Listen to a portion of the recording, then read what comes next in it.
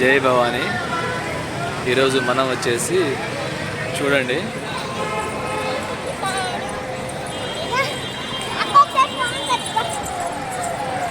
కృష్ణానది తీరంలో కూర్చున్నాము. ఈ వీడియో చేయడానికి కారణం ఉంది చాలా. ఎందుకంటే నేను ఇప్పుడు దాకా నేను చేసిన దర్శనం అన్నీ అన్ఎక్స్పెక్టెడ్లీగానే జరిగినాయి. అన్నీ నేను ఏది అనుకొని పోయింది కాదు,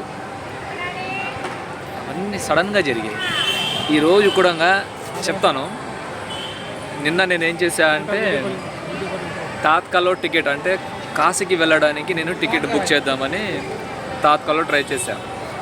మన హైదరాబాద్ నుంచి ఏంటంటే దానాపూర్ ట్రైన్ ఒకటే ఉండేది, అది ఎప్పుడు రష్, అది మీకు తెలిసిందే. టికెట్లా దొరకవు, తాత్కాల్ అయినా సరే దొరకదు. సో ఇలా కాదు అని నేను జనరల్కి వెళ్దాం అనుకున్నా. ఎందుకో మా సార్ ఫోన్ చేసి కాశీకి 3 టికెట్లు బుక్ చేశాను, వస్తామని అడిగారు సడన్గా. నేనుండి సరే అని చెప్పేసి అన్నా. దేవుడు మాయా చూడు ఎలా ఉందో. నేను కాశీకి వెళ్ళాలనే టికెట్ బుక్ చేద్దామని నేను ప్రయత్నాలు ఉంటే నేను ఆ టెన్షన్లో ఉండిపోయా. సడన్గా మా సార్ ఫోన్ చేసి కాశీకి ట్రైన్ అంటే టికెట్స్ బుక్ చేశాను, మీరు వస్తారని అడిగాడు. సరే అని చెప్పేసి ఈరోజు మార్నింగ్ 7 o'clockకే జన్మభూమి ట్రైన్ ఎక్కేసి 1:30కి ఇక్కడ దిగేసా విజయవాడలో. చూడండి, ఇతను నా ఫ్రెండ్, ఇతను కూడా నాతో పాటు వచ్చాడు అనమాట. అమ్మవారి కాశీకి వెళ్ళాలనే వచ్చాడు, కానీ టికెట్లు దొరకల. ఆ తర్వాత స్టేషన్లో 1:30కి దిగాక ఏం పని ఉంటుంది అంటే కొద్దిసేపు రిలాక్స్ అవ్వడం, లేదంటే అటు ఇటు తిరిగి చూడడమే కదా. సో అలా చేయడం దేనికని చెప్పేసి నేరుగా గుడికి వచ్చానండి. వచ్చి రాగానే చూశారు కదా నది,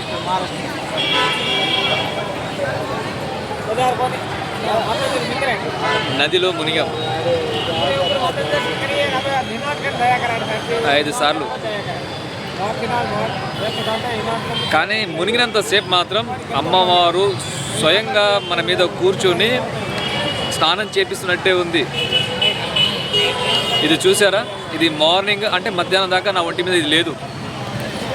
ఇక్కడికి వచ్చాక స్నానం చేసుకున్నాక దీన్ని వేసుకున్నా. ఇది వేసుకున్నాక మండలం రోజు దీక్ష చేసినంత ఫీలింగ్ వచ్చింది నాకైతే. దీన్ని ఇలాగే వేసుకుని నేరు గుళ్ళోకి వెళ్ళా, అమ్మవారి దర్శనానికి వెళ్ళా. అమ్మవారి దర్శనం మాత్రం బాబయ్యా అసలు పీక్స్ అనుకోండి, చెప్పకూడదు.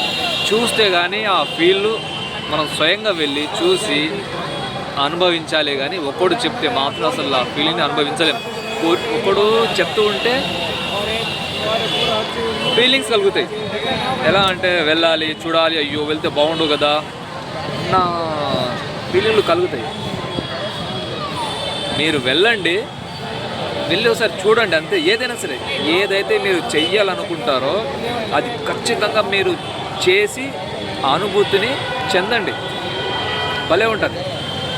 నేను ఏ గుడికి నేను తిరిగిన తీర్థయాత్రలు చెప్తున్నాను.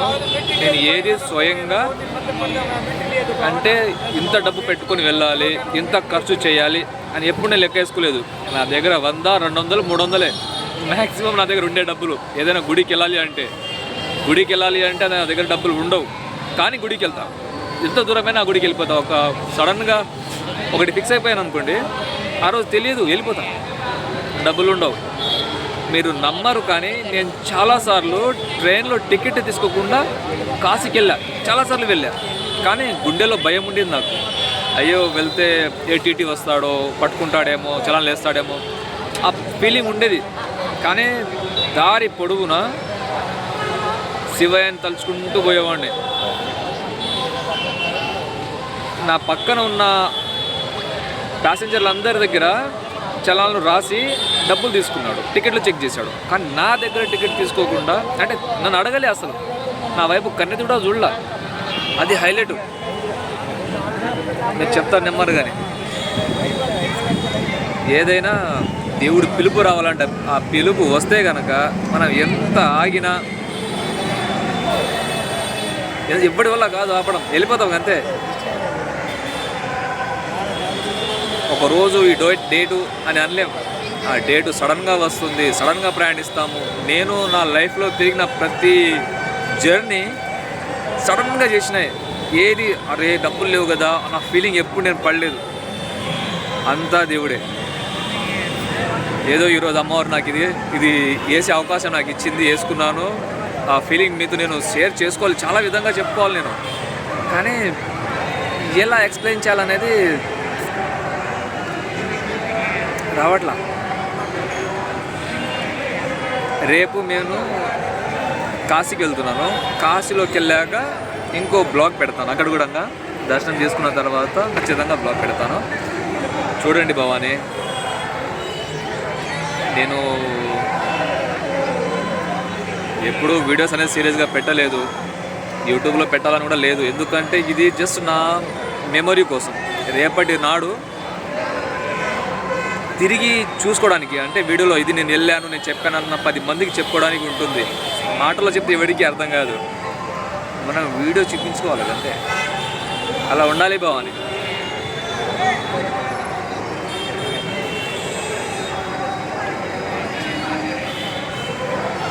కష్టం భవాని, చెప్పలేకపోతున్నా. ఎన్నో చెప్పాలని ఉంది కానీ చెప్పలేకపోతున్నా. మీరు కూడా ఆ ఫీల్ని అనుభవించండి, రండి, తెలుస్తుంది మీకు కూడా భవాని. ఇప్పుడు ఇది నా ఒంటి మీద 1 గంట ఉంటుంది నాకు తెలిసి, గంటన్నర తీసేస్తా. అంతకు మించి అయితే పెట్టుకోలేను, ఇక్కడ నుంచి వెళ్ళిపోతున్నా కాబట్టి.